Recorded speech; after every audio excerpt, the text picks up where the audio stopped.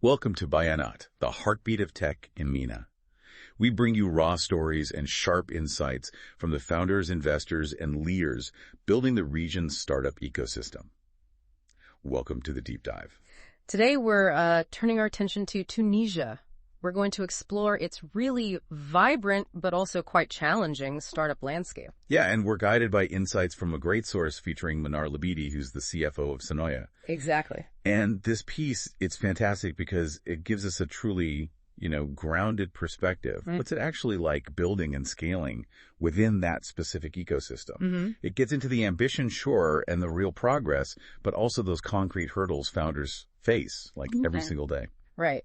So our mission here is to really unpack this source, cut through the noise, and pull out the most important nuggets for you. Mm-hmm. Whether you're a founder figuring out growth, an investor looking at the region, or just curious about the MENA tech scene. What does Manar's story, Sanoya's journey, tell us about building, scaling, thriving in Tunisia right now? Well, let's start with Manar herself.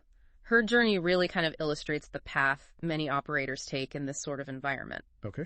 The source traces her steps right from Tunis Business School, getting that crucial hands-on experience with early-stage startups, places like SugarTune and FabSkill. Yeah, and what's really interesting there is how she took that early, quite diverse experience Right. and moved into a core finance role at Sanoya just when they needed it, and then evolved into the CFO position. Handling everything. Everything. Financial strategy, pitching international investors. Yeah. It shows that kind of adaptive quality you need in startups, doesn't it? Absolutely. That adaptability is key.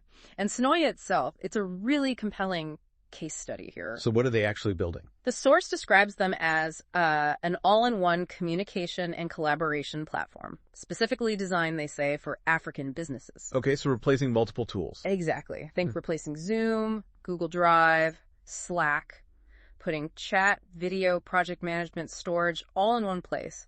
Really trying to be that central hub for businesses. And who are their clients?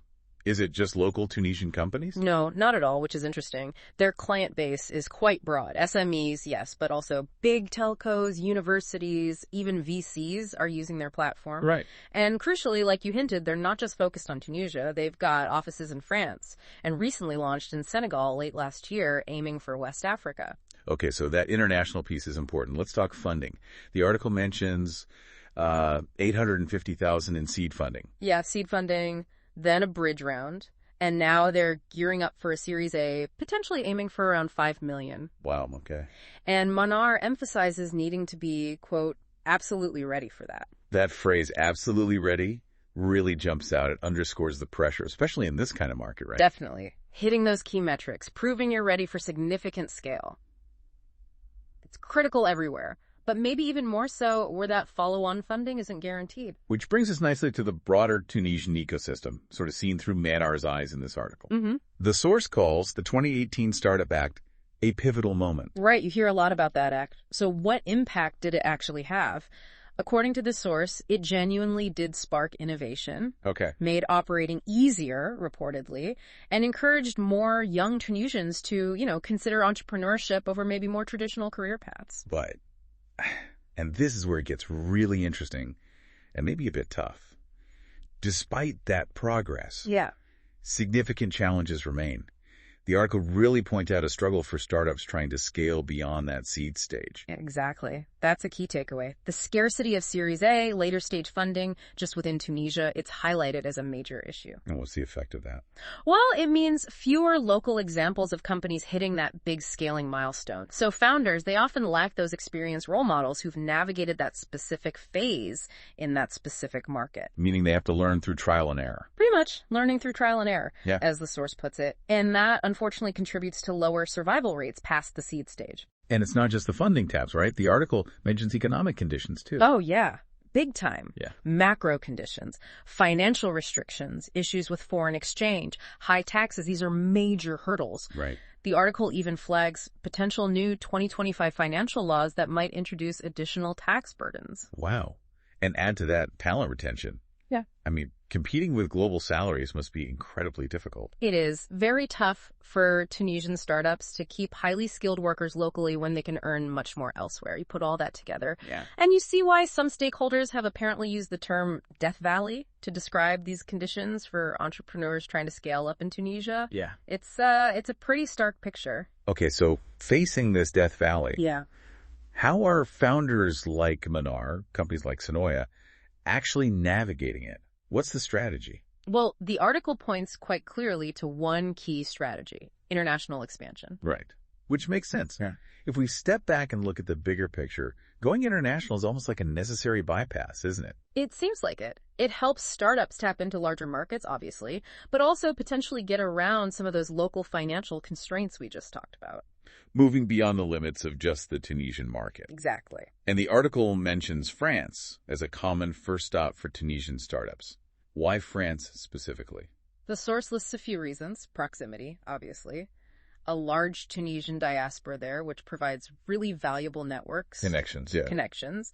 And importantly, a more mature, maybe more startup-friendly environment overall, with better access to things like debt financing compared to Tunisia. Getting access to non-dilutive funding, that can be huge. Absolutely. A lifeline sometimes. But expansion isn't just, flicking a switch. The article mentions the importance of really understanding local markets, building networks on the ground. Yeah, Sonoya's experience in Senegal is cited as an example. They found that having a physical presence there was actually crucial for building trust with local businesses. You couldn't just do it remotely. That's a really important detail.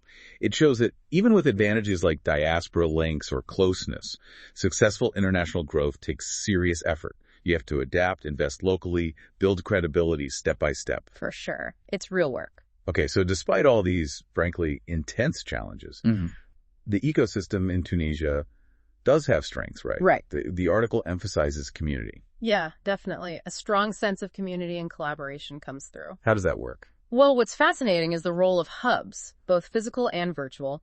The source mentions one called the DOT, which brings together startups, accelerators, investors, and others. Creates density. Exactly.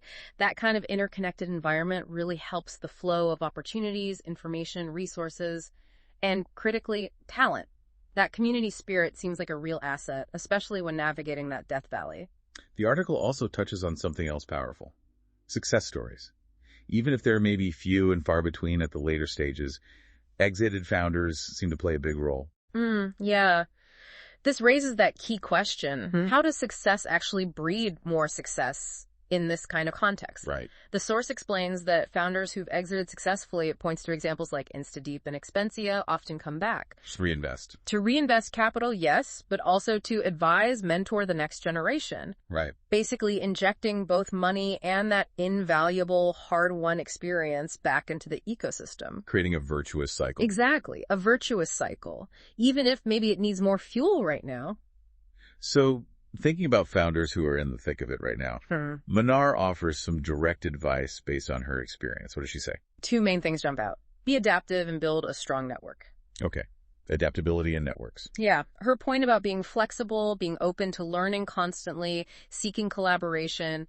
It's not just like generic business advice. In this environment, it feels more like a survival imperative. And the networking part. Building real relationships with other founders, with investors, with those key inning system players. It's essential for opening doors, finding opportunities, getting help, navigating roadblocks. And the article also notes the importance of being accessible yourself, paying it forward to others in the community. That makes sense. So looking ahead for Sonoya, as they prep for this Series A, what's the focus? According to the source, it's squarely on hitting those key metrics. Proving their value proposition is solid and ready for that next level of investment and scale. Their journey really seems to mirror the ecosystem's current stage, doesn't it? Yeah. Companies pushing hard to break through that scaling barrier. It really does. And while the challenges Manar details are clearly significant and ongoing, the article does end on a note of, evolution. More startups are emerging. That entrepreneurial mindset is gaining momentum. So it feels like, with the right kind of support, maybe more later stage funding, stronger community ties, maybe some key regulatory tweaks to ease that economic friction, the Tunisian ecosystem has the underlying talent, and ambition to create more of those success stories. I think so. The journey described here, it's like a micro look at the macro challenges, but also the opportunities facing a lot of emerging tech ecosystems across MENA. Yeah. It really highlights that incredible resilience you need, but also the potential rewards for those who can navigate that tough Death Valley phase and manage to scale internationally. So wrapping this up, Mm-hmm. what does this all mean for you, the listener? Whether you're building something yourself, looking to invest, or just supporting the MENA tech scene. Yeah. Understanding these ground-level realities we got from the source, the real impact of policy like the Startup Act, those persistent funding gaps, the power of community, and that absolute need, like Manar said, to be adaptive and networked. It seems crucial for actually spotting potential and navigating the risks, right? It really makes you wonder, doesn't it? What are the specific regulatory changes, maybe around currency exchange or startup taxation, that could genuinely unlock that next wave of growth in places like Tunisia? Something to think about. That's a wrap on this deep dive. We really hope this exploration of Tunisia's startup scene, seen through the lens of Manar Labidi at Sinoia, has given you some sharp, valuable insights. For more stories like this, subscribe to Bayanat's newsletter and stay updated on the latest in MENA's tech and startup ecosystem.